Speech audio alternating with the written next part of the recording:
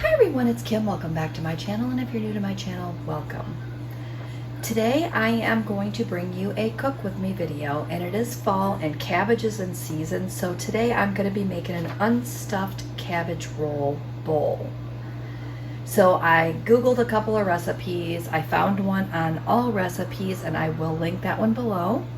And we're going to go ahead and get started on throwing this recipe together. Now, it only calls for a few ingredients, which is awesome. I'm using ground beef, an onion, some cabbage, which I went ahead and pre-chopped,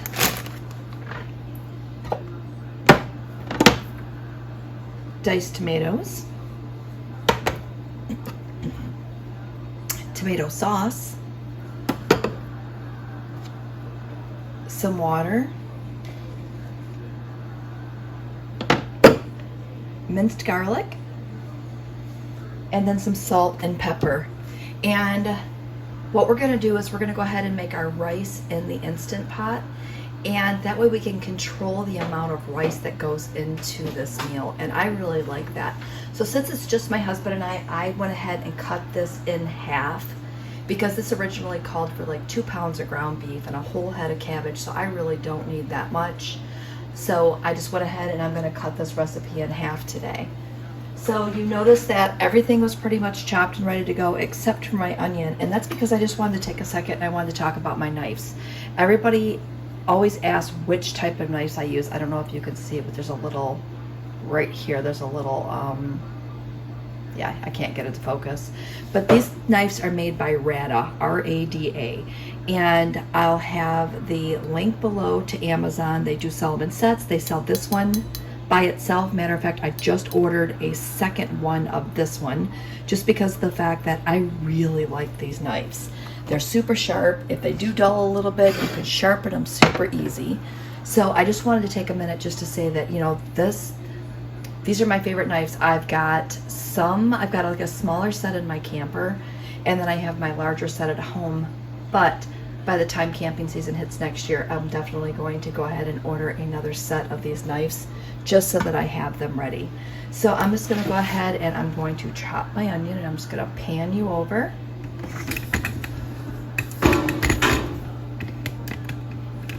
Or maybe move you. And then I'm just going to go ahead and chop this onion. I'm only going to need half. So this, like I said, again, favorite knife. So once you find a favorite knife, you always want to share it. And I always get asked in my videos what knives I'm using or which ones I recommend, and definitely recommend these all day long. Matter of fact, these are the same knives that my grandmother had as well. So they've also got a little sentimental value going to them as well. So I'm going to go ahead and we're going to go ahead and get our pan started. So I'm going to bring you back over to my pan. Okay, I think that's a pretty good angle. I'm just going to go ahead and turn my pan on. Now, when I had originally thought about making this recipe, I went ahead and browned my ground beef. Ooh, that's a mouthful. So I'm just going to go ahead and I'm going to cook the onions just a little bit in a little bit of water, just so that I can get them to soften up a little bit. And then I'm going to throw the meat in, and then we'll start to layer our ingredients from there. So go ahead and get that. And if you don't do this, when you are using your knife to scrape things off of your mat, always use the back side of your knife so that you're not doing this and you're dulling your knife. So that's just a little tip for you today. So we're going to go ahead. I'm going to grab something to stir with. So I'm going to go ahead and get this started. So once this starts to come together a little bit, then I will come back so that you're not just waiting for this to do something, because that would be kind of boring. Don't forget, give me a thumbs up if you like my cook with me's. Oh, it's gonna be one of those days. Thumbs up if you like the cook with me videos. Leave me some comments below, and if you're not already subscribed, subscribe to my channel. because I like having each and every one of you around. So let me go ahead and get this started, and then I will come right back. Okay, so that just took a minute, so we're just going to go ahead and throw our ground beef in next. And I am using a 96.4 lean ground beef. Put that in there. Gonna let that warm through.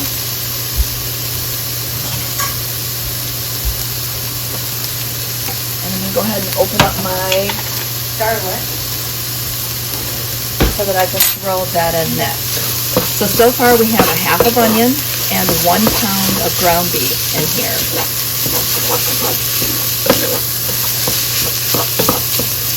So I'm just going to scoop this meat over a little bit, and then I'm going to throw in the pan probably a good heaping teaspoon. It calls for 2 cloves, and maybe a little bit more. You can't go wrong with garlic, right? All right. So we're just going to go ahead and cook that by itself just over here for a second, and then we're just going to incorporate that right in. And the reason why you want to do this is just so you can get that raw garlic taste, or raw, I guess it's a taste. You can get rid of that raw garlic taste, flavor out of the garlic. You just want to cook it just a minute. So we're going to let that continue to cook there for a second.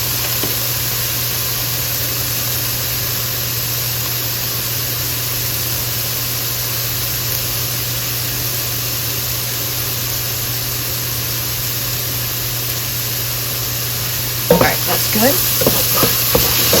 So I'm going to go ahead and stir that in. And this is where the fun part comes in. You just start to layer the ingredients really quick. So for this one, since I'm doing half the recipe, I only need half this can of tomato sauce. And again, this is the tomato sauce that I'm using. And it calls for 4 ounces of water. So I'm just going to go ahead and put the whole 4 ounces in there. Just a little bit. And then it called for 2 cans of diced tomatoes, so I just have this 28-ounce can, so I'm just going to use half of this. And I do have another recipe that I'm making later, so I'll go ahead and use the rest of that in that recipe. So I'm just going to go ahead and do that. It calls for salt and pepper, of course. So 2 teaspoons of salt, 1 teaspoon of pepper. So I'm going to grab my little teaspoon measuring. It's always the one thing that I never do. You guys know that, so I always forget to get one thing every video. And can I find a teaspoon? Nope. So I have a half a tablespoon, and we're just going to eyeball it from there. So it called for 2 teaspoons of salt. So we're going to call that 1. And call this 2. And if you are cutting down on your sodium, you can always use half and then just salt it later if you needed to. And then 1 teaspoon of pepper. Ooh, that's a good thing I had that there. That would have been a lot. Alright, so we got that in there. And then we're going to add in our cabbage. Now it said to use about a half a head of cabbage, but what I thought I would do is I would just eyeball it. I know the cabbage is going to cook down, but I just thought I'd throw a few handfuls in and see where that got us. Maybe 3 handfuls in, and we'll stir it and see what that gives us.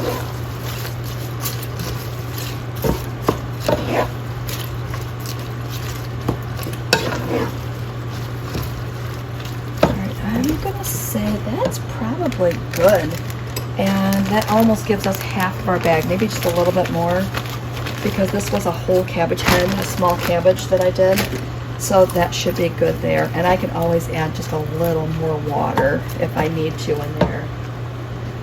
So just to double check, we have our ground beef, our onion, our cabbage, diced tomatoes, tomato sauce, water, garlic, salt, and pepper. So that takes care of all of our ingredients here. So I'm just going to go ahead and let that, I think I'm going to put a little more water in it. Hold on, please.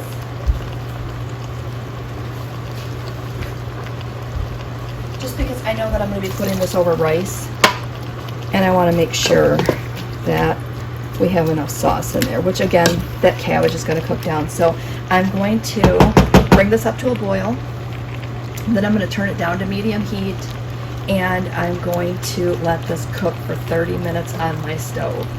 Now in the meantime, we're going to cook our rice, and cooking rice in the Instant Pot is so easy. I mean, just so easy. So what I did is, I'll just kind of walk you through. I put 2 cups of white rice in my Instant Pot.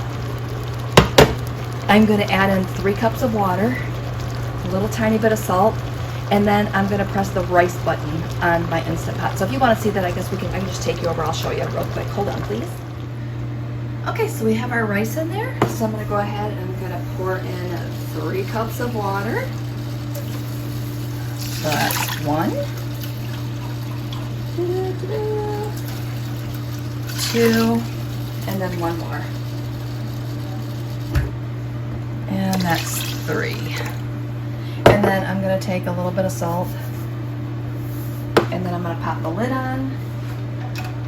I'll pan you down so you can see what I'm doing here. So lid is on, it's on sealing. Okay, so I'm just going to go ahead and press the rice button, and that's it. I mean, you just let it go. It's going to make your rice, and at the end of the 12 minutes, we'll let the pressure come off, and our rice will be done. So I will come back and I will show you after this is all done in about a half hour. Okay, our rice is done. I went ahead and let the pressure off, so I'm just going to go ahead and open the Instant Pot and show you what it looks like. We've got rice that's perfectly made, and it's good to go. So I mean, and I have plenty of rice for the week. And normally I would do a brown rice, but today, since my husband prefers the white rice, we just went ahead and made the white rice, and I'll just go ahead and perfectly portion it and count the points. Doesn't that look awesome? Alright, so let's go over to our stove and check our other mixtures. So we're going to go over there next. Okay, I'm just going to pull the top off of this. And doesn't that look good? I'm going to pull you in a little bit closer. Just give that a stir. And then what we're going to do is we're just going to top that right on top of the rice. So I just went ahead and threw about a half cup of rice in my bowl. It's going to take about a half cup of this, place that right over the top, and then I'm going to go ahead and enjoy this bowl of unstuffed cabbage casserole. So I highly suggest you make this. I'm going to go ahead and taste it just so that we have a little bit of a level set on my thoughts on the recipe. It's going to be super hot. Here's my bite. Got a little bit more piece of meat in there. There we go.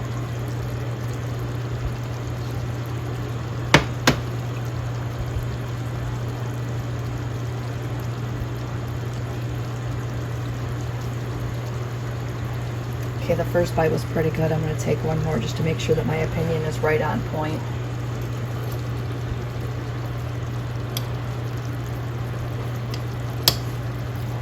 It's good. The flavor's good. I think the seasonings were on point. This is definitely going to be a keeper. I love making stuffed cabbage, but it just takes too long to make sometimes. So I think I found a new stuffed cabbage recipe. So again, make sure that you make this because you will not be disappointed. Alright, so I'm going to wrap up today's video. I want to thank you for watching. And again, don't forget, give me a thumbs up if you like this recipe or if you think you're going to try this recipe. And with that said, have a great day and we'll see you next video.